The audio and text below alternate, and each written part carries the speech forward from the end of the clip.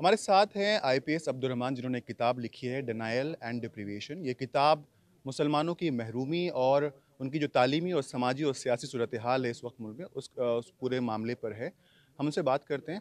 Sir, सबसे पहली बात ये सबसे बड़ा सवाल है कि आप फ़िलहाल सर्विस में हैं, उसके बावजूद आपने ये किताब लिखी। क्या आपको किसी तरह की दुश्वारियों का सामना करना पड़ा?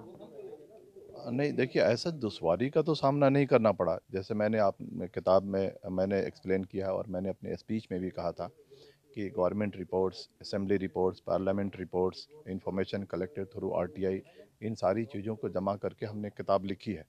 और इसमें एक डिप्राइव्ड कम्युनिटी है, उसकी जो हालात हैं, उनको सामने लाने की मैंने कोशिश की है। और ये हमने देखा है, yes there is development gap. बाकी जो कम्युनिटीज़ आगे चल रही हैं और मुस्लिम कम्युनिटी कहीं न कहीं पीछे छूट रहा है और इसको भरने की ज़रूरत है। ज़्यादातर ऐसा होता है कि जो मुस्लिम ऑफ़िसर्स होते हैं, वो मुसलमान शब्द और लफ्ज़ का इस्तेमाल नहीं करते हैं। फिर आप में हिम्मत कहाँ से आई? नहीं देखिए, बाकी लोगों के बारे में तो मैं नहीं बात करना चाहता हूँ कि वो हिम्मत दिखाते हैं या नहीं दिखाते हैं, या हिम्मत नहीं दिखाते हैं तो क्यों नहीं दिखाते हैं। लेकिन जहाँ तक मैंने कहा कि जो मार्जिनलाइजेशन ऑफ मुस्लिम्स है, जो डेवलपमेंटल डेफिसिट्स है और मुसलमानों के हालात है, इन्होंने मुझे मजबूर किया सोचने के लिए और कुछ लिखने के लिए कि कम से कम जो मुसलमानों के हालात जो का सुधार हो, इसमें मेरा कुछ थोड़ा-सा कंट्रीब्यूशन हो। सर, आखिरी सवाल ये है कि आपने देखा कि मुल्क में बहुत तेज़ी से नैरेटिव चेंज हो रहा है। जहाँ मुसलमानों की बात होती है, वहाँ कहते हैं अपीज़मेंट पॉलिटिक्स, चाहे वो राइट्स की बात क्यों नहीं हो। तो उस पूरे नैरेटिव्स को आप कैसे देखते हैं? देखिए, ऐसा है कि जहाँ तक अपीज़मेंट की बात है, वो तो जैसे जफ़र महमूद साहब ने कहा कि सच्चा रिपोर्ट ने ही इस चीज़ को डेमोलिश कर दिया था कि अगर मुसलमानों का अपीज़मेंट होता है, उनका तुष्टीकरण होता है, उनका मुँह भराई होती है या उनको पैम्पर्ड ट्रीटमेंट दिया जाता है, तो फिर ऐसे हालात क्यों हैं?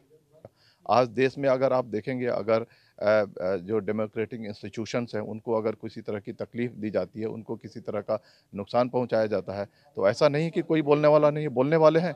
उसी तरह से मुसलमानों के हालात अगर ख़राब हो रहे हैं, तो उनको ऊपर उठाने के लिए कोई न कोई तो आगे आना चाहिए। सर, एक सवाल है, आखिरी सवाल है। आप पुलिस के सबसे एलीट सर्विस में हैं, जिसको हम पुलिस इंडियन पुलिस सर्विस बोलते हैं।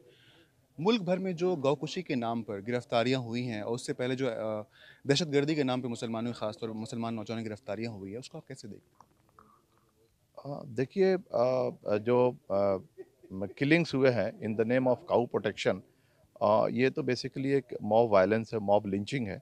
और इसके बारे में जो हमारे जो गवर्नमेंट है, हमारे जो सीनियर पुलिस जो पूरा जो ऊपर का जो लेवल है, उसको कहीं न कहीं सेंसिटाइज़ होने की ज़रूरत है और इसको कर्व करने की ज़रूरत है। नहीं तो एक ऐसा वक़्त आएगा कि पाकिस्तान हमसे आगे नहीं, पाकिस्तान के आगे हम रहेंगे। शुक्रिया सर। ये थे जनाब अब्दुल रहमान साहब जिन्होंने एक किताब लिखी है डेनियल एंड डिप्रिवेशन के नाम से। ये ख़ास तौर पे मुसलमानों के जो समाजी और तालीमी हुकूक़ हैं उससे जो महरूम हुए हैं उस पर ये किताब है और वो हमसे बात कर रहे थे। इन्हीं बात के लिए दिल्ली से सुहेल अख्तर।